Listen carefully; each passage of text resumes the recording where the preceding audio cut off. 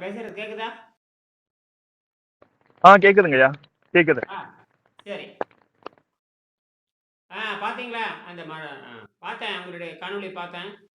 இந்த காணொளி அப்படியே அனுப்பிச்சு வைங்க ஞானசேகரன். இந்த திருவள்ளுவர் அந்த மாணவர் சந்திச்சீங்க இல்லையா? அவர் பேர் என்ன? சந்திச்சையா. ரேடியோ மாணவர் ஓடுறதால கொஞ்சம் வாய்ஸா இருக்கு ஐயா. ஆ? ரேடியோ ஓடிங்குது ஐயா, ஊர்ல அதெல்லாம் கொஞ்சம் வாய்ஸா இருக்கனால ஸ்பீக்கர் வந்து ஆஃப் பண்ணி வச்சிருந்தேன். சரி வேண்டாம் வேண்டாம். அந்த காணொளி அனுப்பிச்சு வைங்க. 2 பேரும் சந்திச்சீங்க, அந்த காணொளி அனுப்பிச்சு வைங்க. அனுப்பி வைக்கிறேங்க ஐயா. அப்படியே அனுப்பிச்சு வைங்க, நான் வந்து யூடியூப்ல போட்டு விடுறேன். சரியா? சரிங்க ஐயா, அனுப்பிச்சு விடுறேன். சரி. இதனால ஏற்படும் நன்மைகள் இந்த ஹிப்போக்ரட்டஸ் பத்தி போட்டிருக்கேன், பாத்தீங்களா? திருலோகச்சந்தர் ஹிப்போக்ரட்டஸ் இதுல போட்டிருக்கீங்களா? பாக்குறேங்க, செக் பண்றேன் இப்போ. ஹிப்போக்ரட்டஸ் பத்தி போட்டிருக்கும் பாருங்க. டெலிகிராம்ல போட்டாச்சு, வாட்ஸ்அப்ல எல்லாத்தையும் போட்டாச்சு. பாத்தீங்களா? என்ன அந்த ஹிப்போக்ரட்டஸ் சொல்றது என்ன சொல்றாருன்னு பாருங்க. ஹிப்போக்ரட்டஸ் என்ன சொல்றாருன்னு பாருங்க. ஓகேங்கய்யா, பாக்குறேங்க.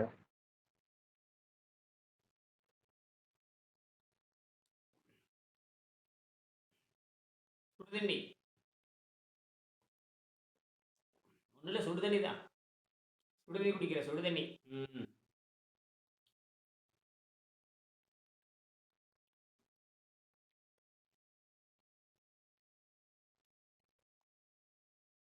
இந்த ஹிப்போக்ரட்டஸ் என்ன தெளிவா சொல்றாரு பாருங்க. ஒரு 2000 ஆண்டுகளுக்கு முன்பாக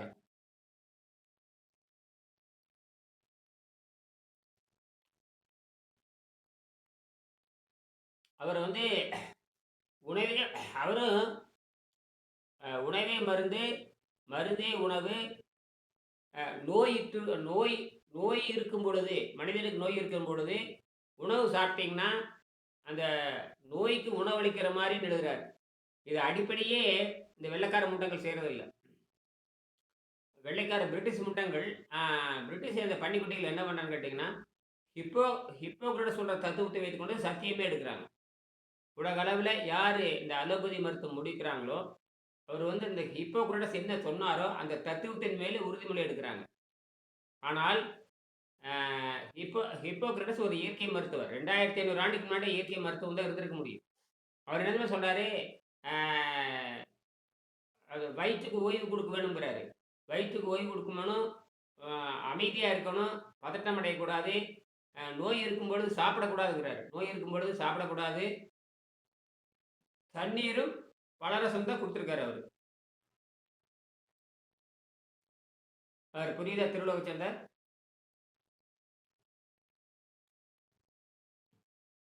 புரியுதுங்கய்யா, பாத்துட்டு இருக்கேன். அதான் ரீட் பண்ணிட்டு இருக்கேன். இந்த குரூப்ல அனுப்பிச்சிருக்கீங்களே, அதை பாத்துட்டு இருக்கேன். போட்டாச்சு அதெல்லாம். ஏற்கனவே நம்ம ஹிப்போக்ரட்டஸ் பற்றி லேசாக பேசணும்.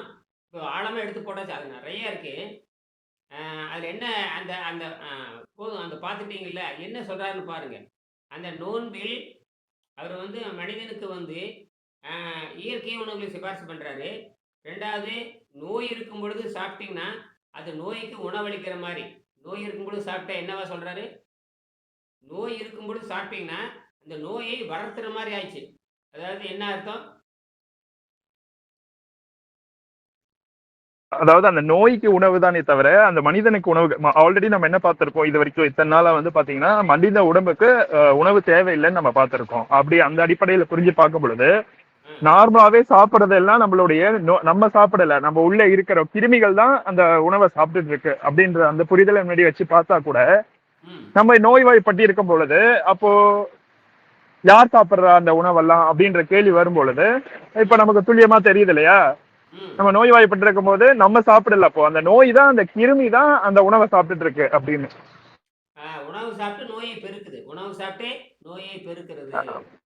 இந்த ஹிப்போக்ரட்டஸ் சொல்றாரு. இந்த ஹிப்போக்ரட்டஸ் தெளிவாக சொல்லுகிறார், நோயிட்டு இருக்கும் பொழுது அப்போ இந்த உணவுங்கிறது எங்க இருந்து வருது? உணவுங்கிறது எங்க இருந்து வருது பாருங்க. இப்போ அப்போ உணவு எதிலிருந்து வருது? உணவு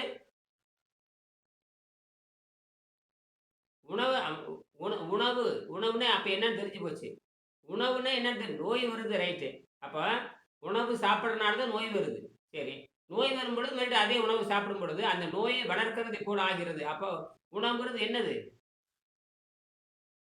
உணவுங்கிறது என்ன? ஒரு விஷம் தான். அது எதுல எ எ எ ஏன் விஷம் சேர்ந்த விஷம் தெரியுது. ஏன் நீ சாப்பிடுறீங்க? என்ன காரணத்துல சாப்பிடுறீங்க? ஆரோக்கியம் தரும் அப்படின்றதுக்காக, அந்த நோயிலிருந்து விடுபடுவோம் அப்படின்றதுக்காகவும் சாப்பிடலாம். ஆரோக்கியம் தரும் அப்படின்ற அந்த அந்த அடிப்படை எ அறிவுக்காக சரி அது அந்த அது யா புரிதலின் பேர்ல யார சாப்பிடுறாங்க. அது சரி அது யார பார்த்து நீங்க கத்துக்கிறீங்க? நீங்களா நீங்க நீங்க தான் இந்த இப்ப நீங்க நீங்களே செஞ்சுட்டு வரீங்களா? யார பார்த்து அத செய்றீங்க அதைய? பெற்றோர்கள் என்ன நம்ம அந்த முன்னோர்கள் இதுவரைக்கும் வழி வழியா முன்னோர்கள் எப்படியோ முன்னோர்கள் பாரம்பரியவை.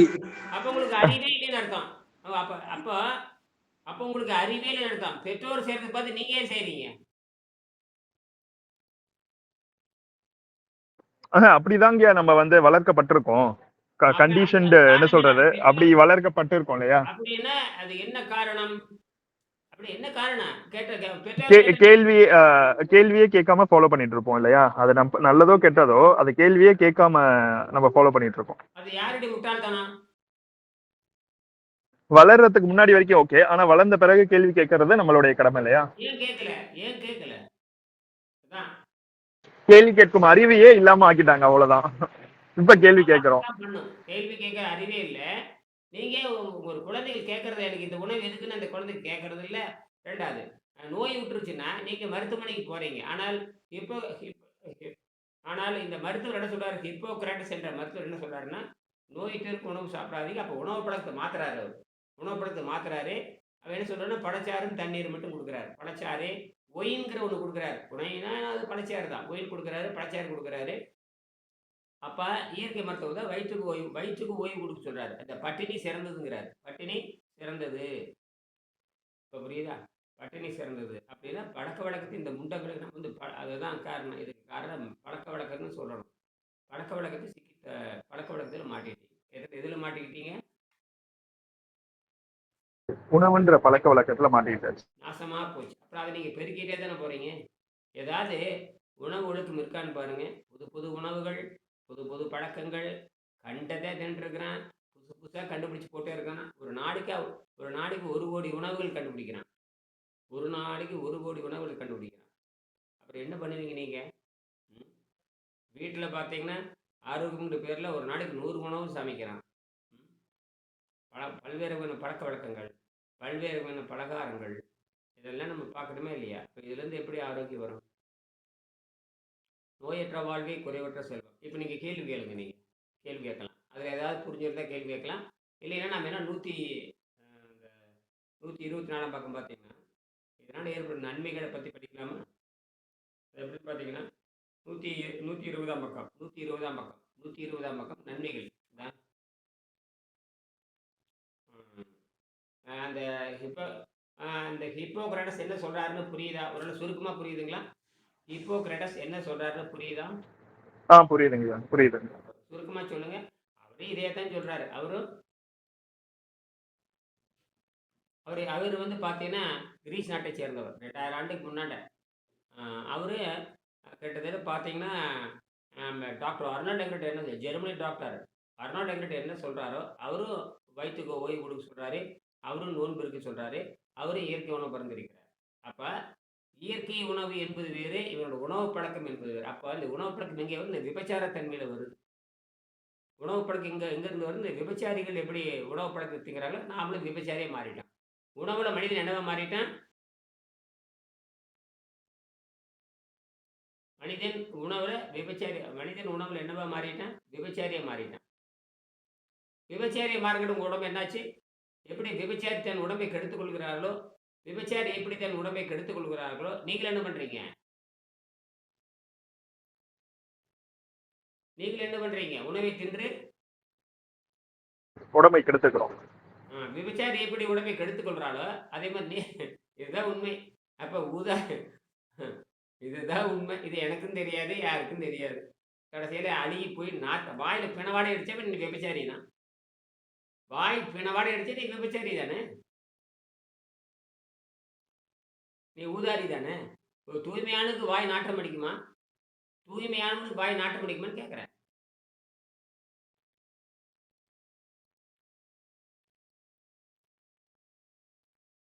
பதிலே இல்ல. நாற்றம் அடிக்காது, நாற்றம் அடிக்காதுங்க. இப்ப நாத்தம் அடிச்சாவே ஊதாரி, விபச்சாரி இவ்வளவுதான். மண்டை உடைக்கணும் எல்லாத்தையும். என்னது?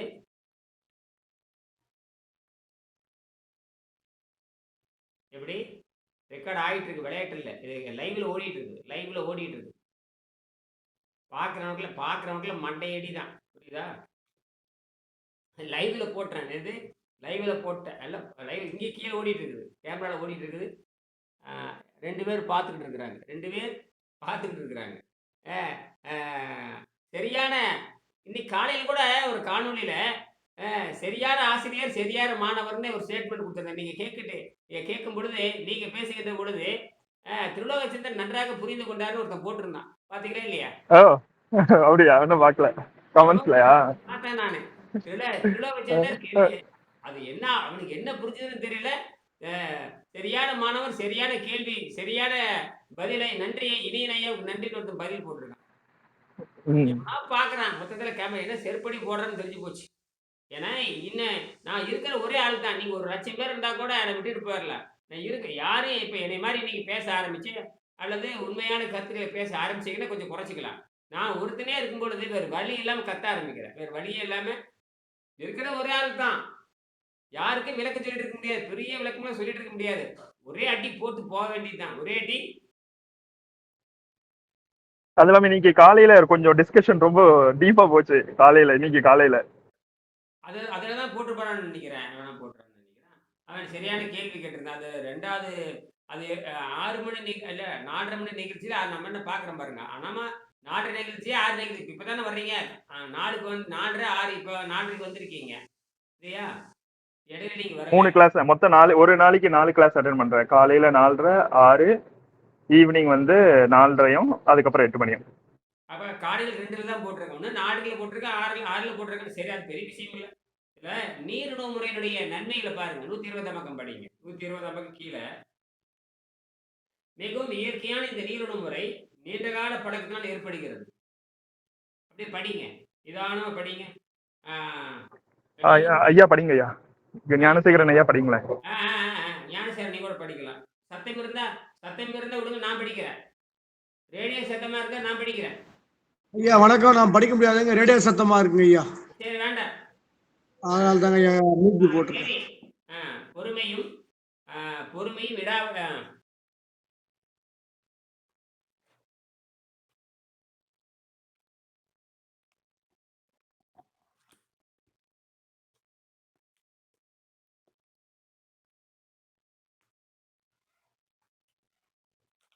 சரி, நானே படிச்சிடுறேன். மிகவும் இயற்கையான இந்த நீருணவு முறை நீண்ட நாள் பழக்கத்தினால் ஏற்படுகிறது. அப்போ இந்த பெருங்குடல் சுத்தம் பண்ணுறதுக்கு நீண்ட நாள் ஆயிடுது. குறைஞ்சபட்சம் 60 நாள் ஆகுது. அப்போதான் நாத்தம்லாம் போகுது, பிணவடையெல்லாம் போகுது. பொறுமையும் இடைவிட்டு செய்கின்ற பயிற்சியும் பொறுமையும் இடைவிடாத முயற்சியும் உடலை அனுசரித்து விட்டு கொடுத்து பயிற்சி அளிக்கும் தன்மையும் மிகவும் தேவை. தகுந்த பயிற்சி ஏற்பட்டவுடன் உடல் சாதாரண உணவை தானே தள்ளுபிடிக்கிறது. தகுந்த பயிற்சி ஏற்பட்டவுடன் உடம்பு தானே உணவை தள்ளுகிறது. அது கழிவுகள்லாம் நீங்கினதுக்கு அப்புறம் நம்ம பொறுமையை சோதிக்குது. கழிவுகள்லாம் நீங்கினதுக்கு அப்புறம் அந்த உணவு தானே வேண்டான்னு சொல்றது தானே. 2வது வந்து தூய நிலையில் அந்த வாத பித்தம் கபம் சூன்யத்துக்கு சென்று விடுகிறது. பசி என்கிற அந்த கொடூர விஷம் அமைதி அடைந்து விடுகிறது. இந்த கேள்வி சொல்லுங்க. 2 நாள் பயிற்சியில் ஏற்படுகிறது. நன்கு பழகிய பிறகு அந்த உடல் சாதாரண உணவை புறம் தள்ளுகிறது, ஏற்றுக்கொள்வதில்லை. அப்படின்னு என்ன அர்த்தம்? இந்த பசிதாகம், இந்த கொடூர விஷமானது அமைதி அடைந்து விடுகிறது. என்ன புரியுதுன்னு சொல்லுங்க. அதாவது நம்ம தண்ணி குடிச்சு அந்த ஜீரண நீர் சுரக்காம ஒரு ஸ்டேஜுக்கு வந்துடும். அதுக்கப்புறம் பாத்தீங்கன்னா நம்ம சாதாரண உணவை உட்கொண்டாலும் நமக்கு வேண்டாம் அப்படின்ற ஒரு நிலை வந்துடும். பட் ஆனா அதுக்கு தண்ணி குடிச்சு பயிற்சி எடுக்கணும். ஆஹா, தண்ணி குடிச்சு குடிச்சு குடிச்சு கூட மருந்து மாதிரி குடிச்சு குடிச்சு குடிச்சு குடிச்சு சுத்தப்படுறப்ப என்னன்னா தண்ணீர் என்பது எவ்வளோ பெரிய வேலை செய்யுது. அப்ப தேவையற்ற கழிவுகளை நீங்கினதுக்கு அப்புறம் அதுவே என்ன பண்ணுது கேட்டீங்கன்னா உணவை புறந்தள்ளுகிறது. ரெண்டாவது அது வேண்டாத பொருளாக மாறிவிடுகிறது. அதுக்கு தெரியுது உடம்பு வேண்டான்னு சொல்லுது. இதுதான் விஷயம், வேற ஒண்ணுமே இல்லை இதுல. அப்ப நம்ம உடம்புக்கு பயிற்சி கொடுப்பதனால் உடம்புக்கு பயிற்சி கொடுக்கறனால பிச்சை எடுக்க தேவையில்லை.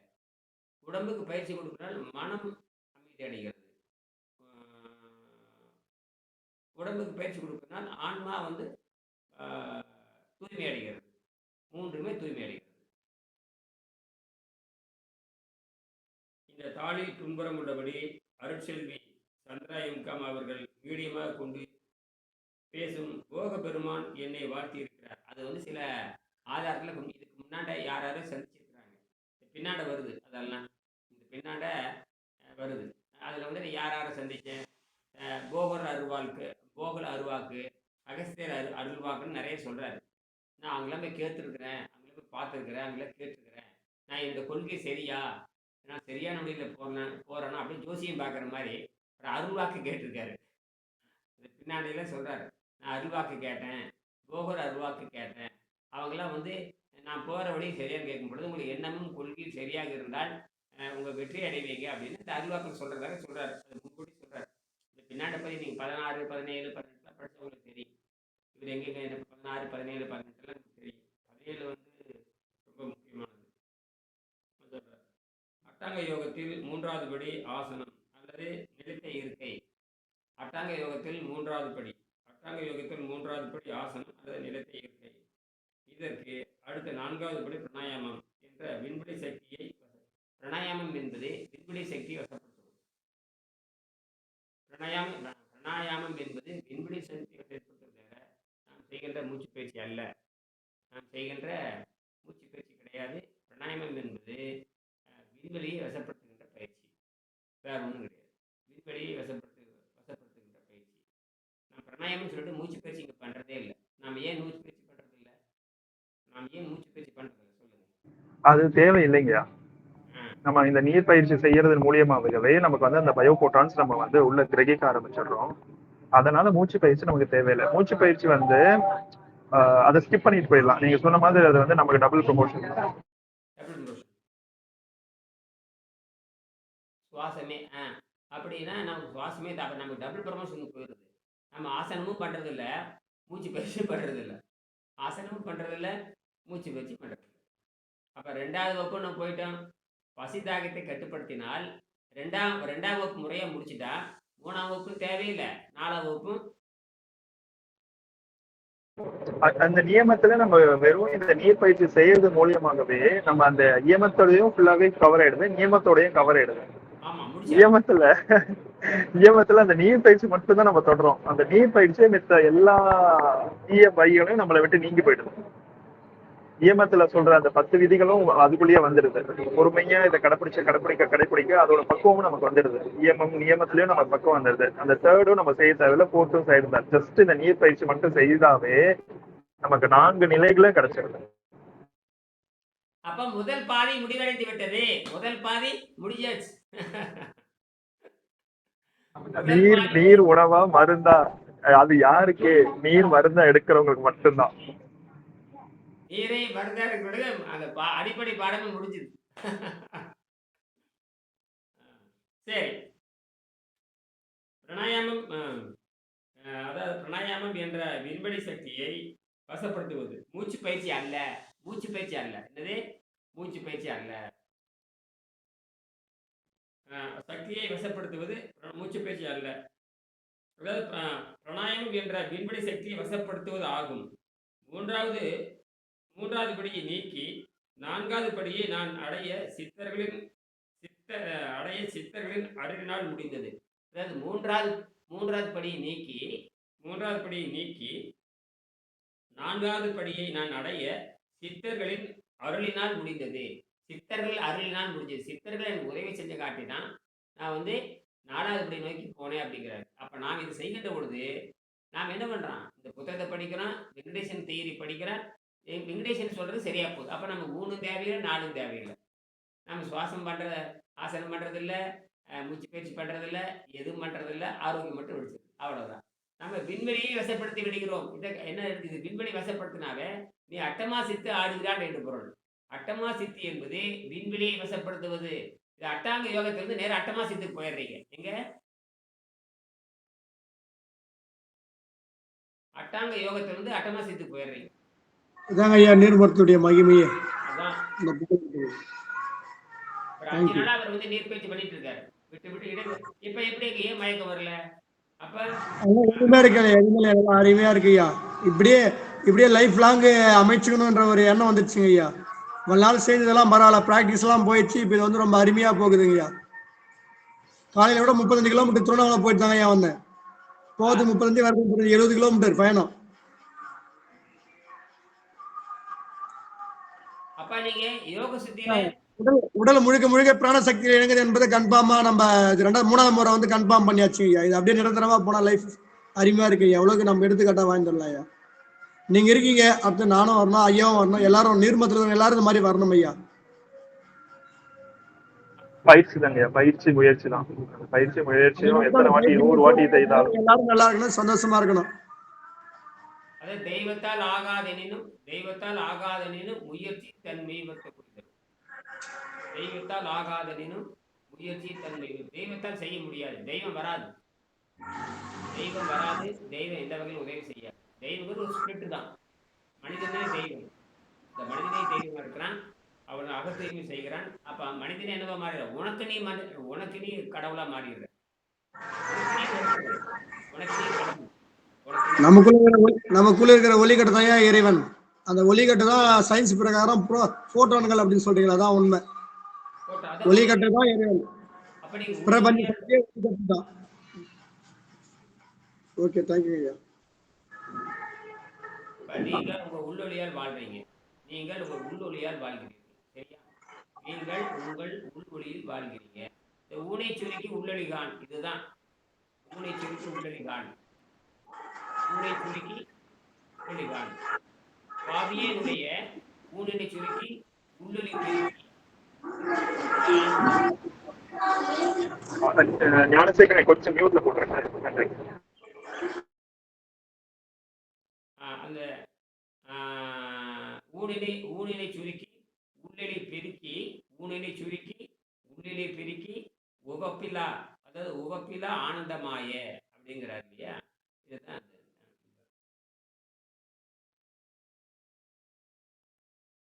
இதனால என்ன காலைக்கடன் என்பது நின்று விடுகிறது. இந்த பழக்க வழக்கங்கள் காலைக்கடன் பழக்கடன் நின்று போகுது. பிறந்ததிலிருந்தே எங்கிருந்து பிறந்ததில் நாம் செஞ்சிருக்கோம். பிறந்ததிலிருந்தே நாம் செய்கின்ற பழக்கம் என்னது? காலைக்கடன் என்ற சொல்லப்படும் பிறந்ததிலிருந்து நாம் செய்து வந்த பழக்கங்களும் ஒரு நாளைக்கு 3 முறை உணவுண்ணும் செலவும் ஒன்றாக நீக்கப்பட்டும் பணமும் நேரமும் மிச்சமாகின்றன. சிறுநீர் வெளியேறுவது மிகவும் குறையும். இது என்ன சொல்றீங்க? சொல்லுங்க.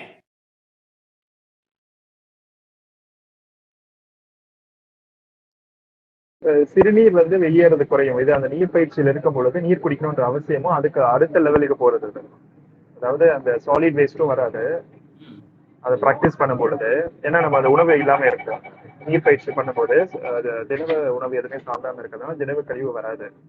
அந்த நீர் பயிற்சியில இருந்து காற்று பயிற்சிக்கு போகும்போது நம்ம நீர் குடிக்காததுனால அந்த மலமும் வராது, ஜலமும் வராது. ஜலமும்னா சிறுநீரும் கிடைக்காது. சுத்த தேகமா மாறி.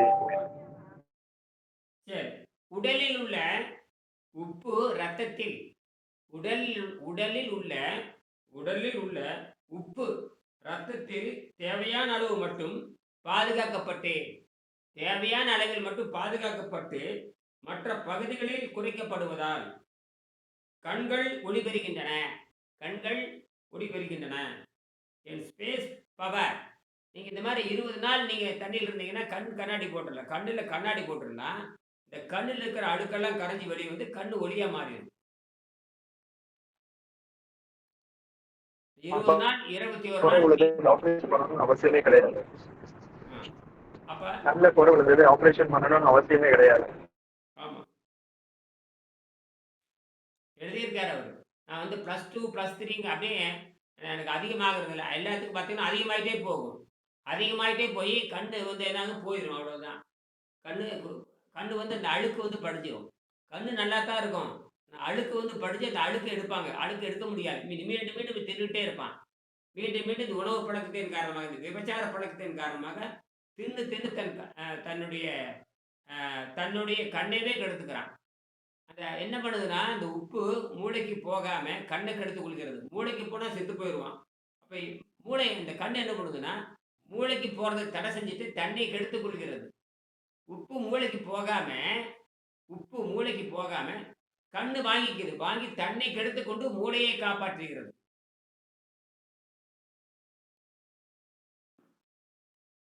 இப்ப அதனாலதான் நீங்க வந்து உணவுல நம்ம சிறிதா கொஞ்சமா வந்து உப்பு எடுத்துக்கோங்கன்னு சொல்றதுக்கு காரணம் இதுதான் இல்லையா? வேக வைத்த காய்கறிகள் நம்ம சாப்பிடும்போது, கீரை சாப்பிடும்போது உப்பு கம்மியா போட்டுக்கோங்கன்னு சொல்றதுக்கு காரணம் இதுதான். ஏன்னா, பழக்கவழக்கத்த மாத்துறோம். இந்த உணவு பழக்கத்த மாத்துறப்போ, இந்த மனதை ஏமாத்துவதற்கு ஆரம்பத்துல உப்பு கம்மியா புடிச்சிருக்கோம். ஏன்னா, இன்னைக்கு காய்கறி யாரும் திங்கிறதில்ல. உலகத்துல யாரும் காய்கறியோ எதுவும் சாப்பிடுறதில்ல. பேருக்கு காய்கறி. இந்த உணவு போதையத்த எல்லாரும் விரும்புவாங்க. இந்த உணவு போதை நீ விரும்பினா தான் நீ சாகணும். ஏன்னா, மனிதனுடைய சாவை எண்ணிக்கை அதிகப்படுத்தணும் இல்லையா? நோய் பெருகணும் இல்லையா? இந்த தீய இயற்கை என்ன பண்ணும்னா, நோயை பெருக்கி உன்னை சாகடிக்கிறது தான் தீய இயற்கையோட வேலை. இயற்கை நோக்கமே இயற்கை நோக்கமே தீய இயற்கை நோக்கம் என்ன? தீய இயற்கை நோக்கம் என்ன? உணவை பெருக்கி, உணவு பழக்கத்தை அதிகமாக்கி, நோய்கள் அதிகமாக்கி, கொலைகாரர்கள் அதிகமாக்கி, சாவை வந்து விதவிதமான கொடிய சாவுகளை உண்டாக்கி, பல கொடுமையான வேலைகள் செய்வது தான் தீய இயற்கையோட வேலை. இது யாரோட வேலை? கடவுளுக்கு இது சம்மந்தம் கிடையாது. கடவுளுக்கு இதுக்கு சம்மந்தம் கிடையாது. கடவுளுக்கு இதுக்கும் சம்பந்தம் இல்ல.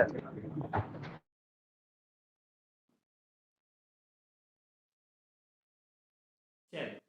ஒரு 5 நிமிஷம் பேசி நிறுத்திக்கலாம். உடல் விண்வெளி சக்தியினால் வாழ்வதால் எந்த நோயும் அண்டுவதில்லை. நிறுத்திக்கலாம். மணி என்னாச்சு? 5 1 5 5 5 2க்கு முடிச்சுக்கலாம். ஒரு நிமிஷத்துல முடிச்சுக்கலாம். உடல் விண்வெளி சக்தியில் வாழ்வதால் எந்த நோயும் அண்டுவதில்லை. உள் காரணங்களால் மரணம் இல்லை. இது புரியுதா?